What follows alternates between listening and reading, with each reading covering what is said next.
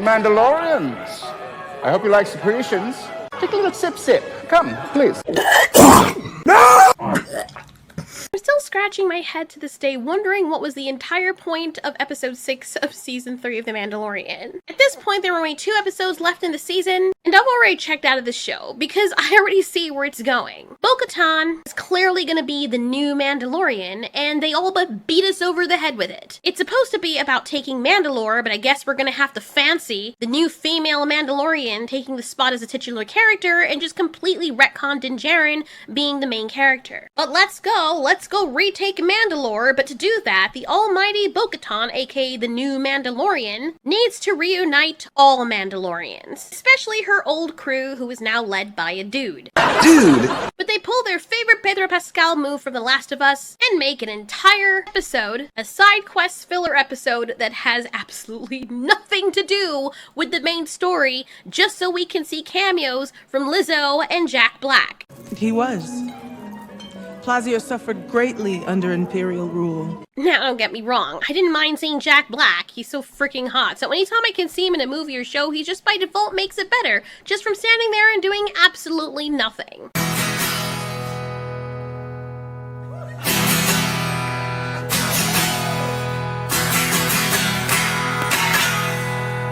Yeah!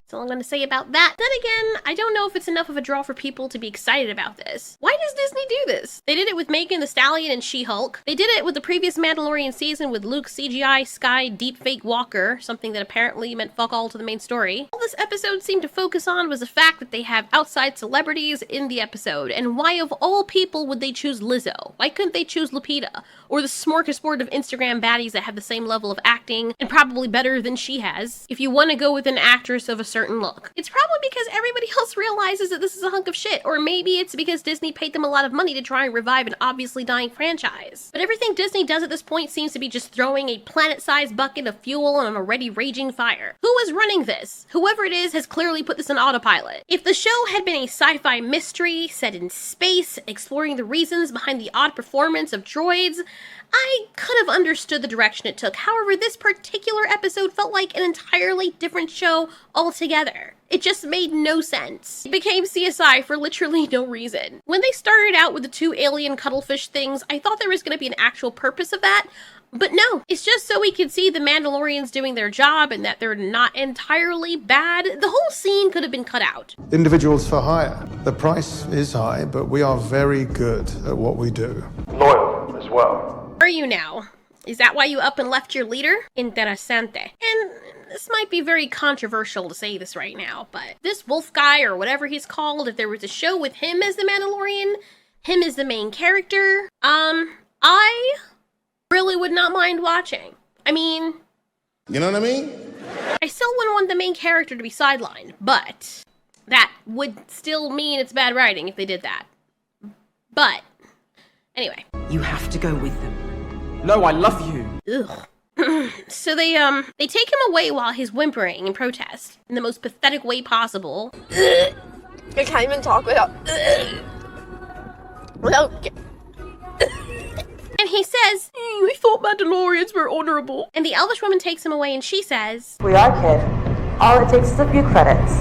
So for the right price. I know that Bo-Katan's purpose as the new main character is to unite all Mandalorians, but if they already left her before based on their creed, what's to stop them from leaving her again? Why would you trust this group of people who so easily left you high and dry the first time, despite you having a long-standing history with them? Could I perhaps hold the baby, please? He doesn't take kindly to strangers. So fast. Oh my god. You know, God, I sound like Critical Drinker when I say that. You know... But every time I see Grogu do that freaking Sesame Street front/back flip, it drives me insane. You can even see, look, you can see the transition. You can see when they cut out and put a freaking doll there and hoist it up by the side. It's so easy. In one frame, he's sitting there and then boop, now he's the toy. And now the toy is being hoisted up by a string and flipped over and thrown because it's so funny and cute. It's annoying. It's not cute. I am so done with this whole show. Oh my god, there's no direction. Things are just like going all over the place.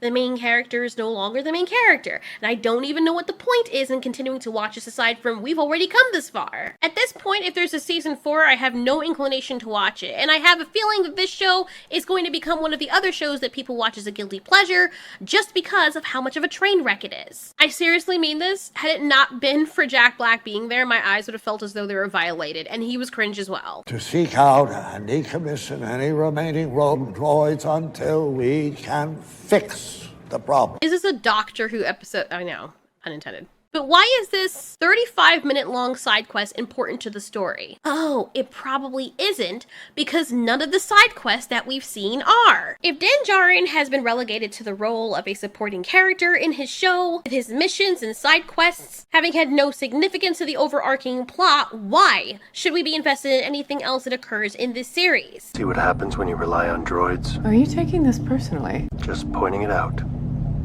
Let's just finish this so we can be on our way. It appears that they're making a deliberate attempt to minimize his presence, to the extent that even in this particular scene, it's impossible to see who Bo-Katan is looking at. Even though, yes, we, the audience, know it's him. Furthermore, in the elevator sequence, he's intentionally minimized or defocused, ensuring that the spotlight is usually on her, the one without the mask, the one with the bright red hair, the one whose face we can make a connection with. He was given a chance to take the lead while conversing with the Snoopy creatures, but for the most part, it's evident that Bo-Katan is the one in charge.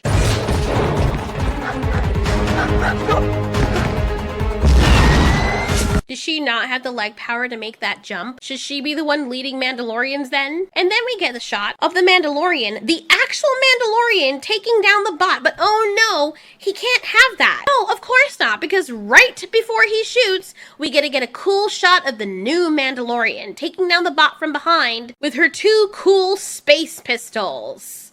Cause, you know, I'm the boss, bitch. You kicking droids is really not helpful. I figured out which one was malfunctioning, didn't I? You did it your way, now let me do it mine.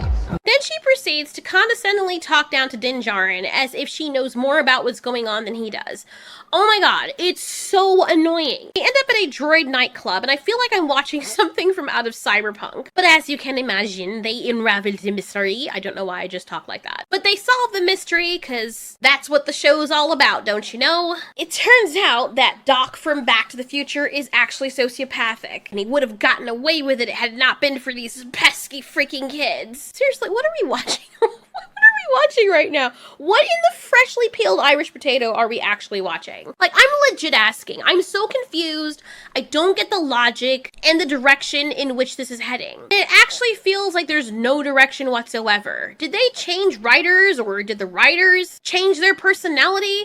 Was there a mix-up in the scripts, or did they lose 90% of the script, and so they had to incorporate random elements from other shows to create a disjointed mishmash to compensate for the remaining Mandalorian episodes? Again, I don't even want to mention that ChatGPT might be writing this, because in my previous video, I gave you an example of a coherent, linear story that ChatGPT was able to write, and it made way more sense than what they've given us. How can a company that was built on quality become something of a laughingstock to its audience?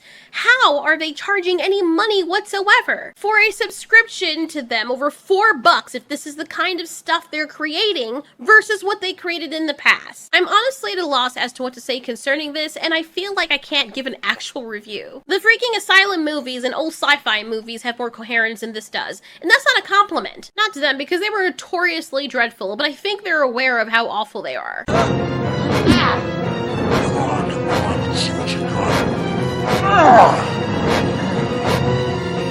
can check out my playlist of me reviewing and almost going insane reviewing these freaking movies. Your home shall be rid of this demon. Thank you.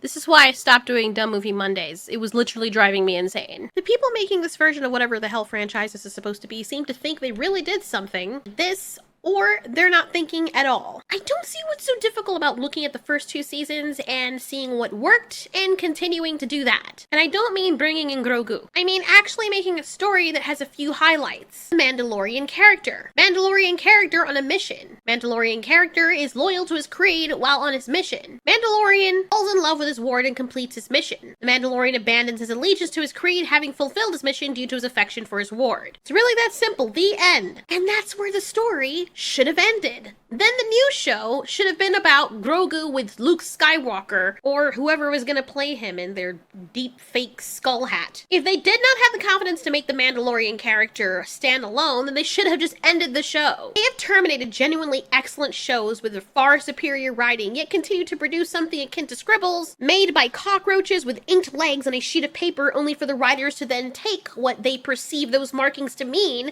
and transform it into a script, and somehow they'll have it go on for 7 freaking seasons. Why not make Grogu able to talk? Instead of making him a passive character that's just there for his presence and for merch, why not make him an active character who engages in dialogue with the Mandalorian? You know, the way that Theropod Dinosaur Fang from Jenny Tartakovsky's Primal animation series did with Spear the Caveman? No dialogue was needed. And these two had a great relationship. I actually want to buy merch of the creatures from Primal because it was such an amazing show. Yeah, it ended weird, but it was still amazing. It had far superior writing than whatever this rumbling Ziploc bag of Skittles inside a washing machine is supposed to be. In the episode's conclusion, as expected, Bo-Katan engages in combat with the other Mandalorian to determine leadership. But then after she beats him, which we know is going to happen, he doesn't acknowledge her leadership or her victory. It's at this point, after all this time, that our Mandalorian, who is no longer the Mandalorian, discloses what we already knew from earlier, that Bo-Katan is the rightful owner of the Darksaber. Shiver me timbers, what a surprise, am I right? I mean, we knew this,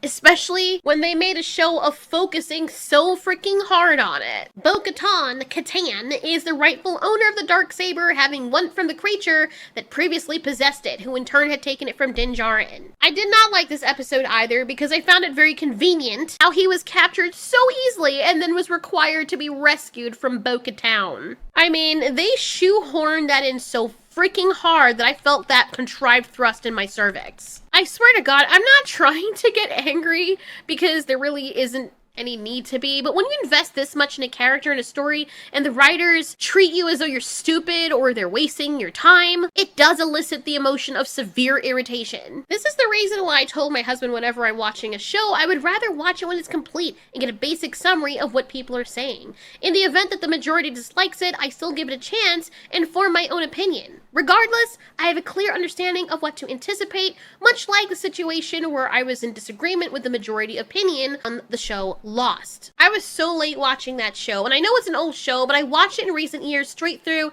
I'm glad that I did. Although there were some parts that bothered me, I can imagine it being more bothersome if I had to wait a week every time for a new episode, week after week. Watching it without interruptions, I didn't find the filler episodes as noticeable, and the characters were enjoyable and true to their nature throughout the show. Jack still felt like Jack, and Sawyer still felt like Sawyer, and Kate still felt like Kate. Nobody was sidelined for anyone else, or at least it didn't feel like that at all. Harley's the only person who changed, but that was for a specific reason. It's because the island was affecting them and a lot of people hated the ending, but after I was finished the show, I actually found that I enjoyed it. I really enjoyed Lost, and being able to watch it straight through really helped. I feel the same way about anime. I feel the same way about Wattpad stories. On my own, I will usually watch things that are already completed so I don't have to invest that much time waiting to see what happens, just to have some bullshit thrown in my face that basically tells me that the writers did not care. It's much easier that way because you could just get it out of the way and be done with it. Had The Mandalorian already been finished and I just got to this point, I'd probably just skip this episode,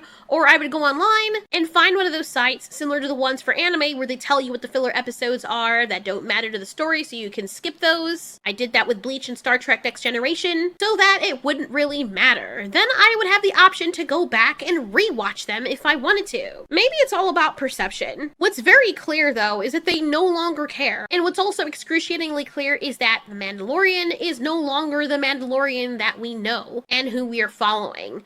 Anybody can be the Mandalorian. Don't believe me? The producer said that. Executive producer Rick Famuyiwa spoke with IGN about The Mandalorian and why the show has essentially morphed into The Mandalorians. He said this: I think now with Bo possessing the Darksaber, I know that there was a lot of expectations that might have shifted both in terms of what it meant for Din Djarin, but also for Bo. And what does it mean? Who is the Mandalorian at this point? And so I think it could be anyone. And I think that's why, or what they're trying to define in many ways, is what does that mean to be Mandalorian? And as I read on in the article, I didn't even see this part. They even admitted in the article itself, saying the quote has alarmed many fans who have turned into the show for going on 3 years because mainly of the Mandalorian himself, Din Djarin, and his relationship with Grogu. But now they're trying to say that the titular Mandalorian could be any Mandalorian. And I do have to wonder if this may be heading toward Katie Sackhoff's Bo-Katan, quite literally taking the show over entirely from Pedro Pascal's Din. You know what the producer said translates to, right? It translates to, I don't know what the fuck I'm doing, and I'm trying to save face by conjuring some bullshit ass excuse so you guys can believe me when I pretend like I know what I'm doing. That's basically saying, oh no, our writers are all vegetables now, and we, for whatever stupid reason, can't hire anymore, so we gotta make up some kind of excuse as to why they're writing as though they have creative Tourette's. Oh my god, I never thought the day would come when I would say this, but I fucking hate Disney. That's not nice.